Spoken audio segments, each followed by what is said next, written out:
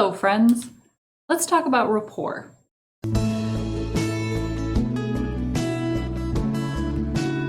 Rapport is another one of those words that gets thrown around quite a bit in de-escalation circles, but it doesn't often get defined. You've probably heard it in the context of a police procedural, where Detective Cool Guy says that he has rapport with a suspect, so he wants to question them some more before sending in Detective Asshole. If you want to do some more research, you might also want to know how rapport is spelled. I tell you this not because I think that you are in any way deficient, but because I didn't know how to spell it, so here we go. Trying to save you the trouble.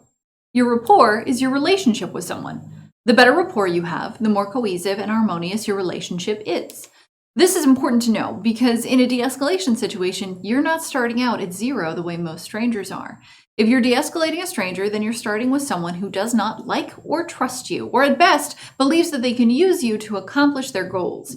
If you're de-escalating someone you already know, then you may start with better rapport, but you can destroy your rapport very quickly because this person will have expectations of you based on your previous non-de-escalation experiences with them. In either case, it's not neutral. You don't have the luxury of starting from zero. First of all, recognize that your rapport with someone has nothing to do with who you are as a person. You must divorce your ego from all de-escalation situations. Both the casual definition and the psychoanalytic definition, neither will help you. In order to build a good relationship, you must understand that no relationships are purely one-sided. You cannot use rapport to control a situation. And any feelings of control are illusory and can be viewed with skepticism. I could do a whole episode on the illusion of control, and someday I probably will. Really try to internalize the idea that when you're building rapport, you're becoming friends. If you keep pushing on the goal, then they can only view you with suspicion. You need to buy into their goals as well, and keep in mind that the whole reason that they need de-escalation is that your goals don't align. You may have heard the phrase, meet them where they are, used in a therapeutic or debate context, and it's a great thing to keep in mind for de-escalation, and also a useful thing to keep in mind for life, as it'll make you a better listener and conversationalist in general. When it comes to rapport, remember that you are building it together, so you have to be able to put your ego in a box and just put it away for a bit. Second, validate their emotions. This doesn't mean agreeing with them, and it doesn't mean letting them act however they please. Validating someone's emotions is as simple as verbally acknowledging the emotion that you're seeing. You seem frustrated. It sounds like you're angry. I know you're excited, and I'm happy for you. This must be really rough for you. All you're doing is putting the name on the emotion and pulling it forward, where you can both engage with it directly.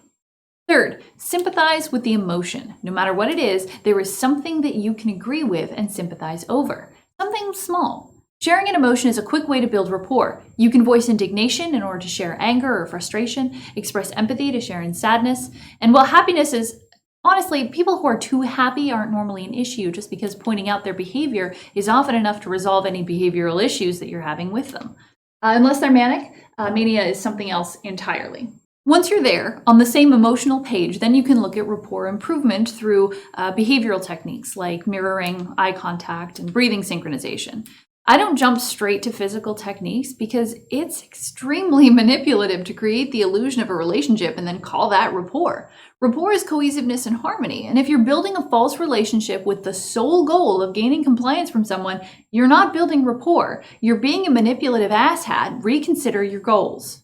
So, I can hear you thinking, but Sharon, in an emergency situation, you don't have time to build rapport, so behavior suppression is the only way to go. And if that's your opinion, you lovely and articulate blossom, I want you to consider where you're starting the scenario when you're thinking about this.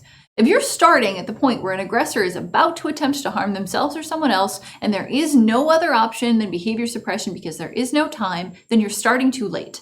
Rapport building can happen in the middle of a de-escalation situation, and that's hard mode, but it's perfectly doable because harnessing the shift in the script that happens when you introduce a new person to a situation is a valid entry to a de-escalation conversation. And that's the situation that we often think of. Police arrive to an already heated situation. Maybe we're already at a point where weapons are being brandished just to make this a worst case scenario. Rapport building is still doable. It's still important because as a new person, you may be able to help the agitated person accomplish their goals where everyone else has failed, thus helping to de-escalate the situation. But that's a surface level defense of rapport building in an already escalated situation where, yes, it may not be the most effective or expedient technique. What I would propose to you instead is that rapport building is useful because it prevents situations from getting to that point in the first place. Most of us aren't police or the kind of emergency responders that would have us entering a de-escalation situation halfway through. So rapport is going to be extremely useful for us. If you're a teacher and you have a student who's showing signs of behavioral escalation over a period of days or weeks, they're increasingly avoiding interaction. In group situations, they're sarcastic and refusing to engage, and other isolating behavioral choices, such as no longer greeting you at the start of class or not socializing with other students during free time, and this behavior is different from their normal, then these are early signs of escalation, and now is a wonderful time to be building rapport. This goes for all situations. And always remember step one, it's not about you. Sometimes, no matter the relationship you have, they aren't going to want to talk to you, especially not right away. And if they disengage, that's okay. Validate their emotions, sympathize, and let them decide where they want to go from there. What do you think? Is rapport useful in emergency situations, or has the opportunity to build rapport already passed? Or is deliberate rapport building just manipulation? Have you ever been in a situation where you had to build rapport with someone? How did it go? Put your stories, additions, or corrections in the comments, and I will talk about them next time. Be smart, stay safe. Bye.